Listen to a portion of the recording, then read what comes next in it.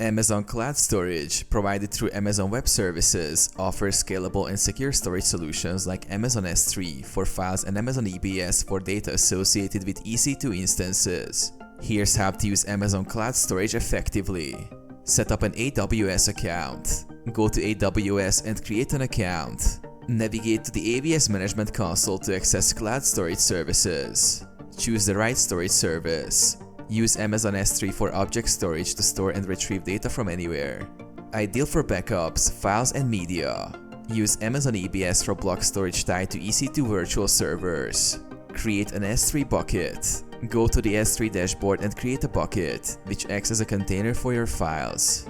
Name the bucket and select a region close to your users. Upload files. Use the AWS Management Console, CLI, or SDKs to upload files into your S3 bucket. Configure access permissions to make files public or private. Access files. Retrieve files via URLs, APIs, or direct downloads. Monitor and scale. Use AWS CloudWatch to monitor usage and adjust storage settings as needed.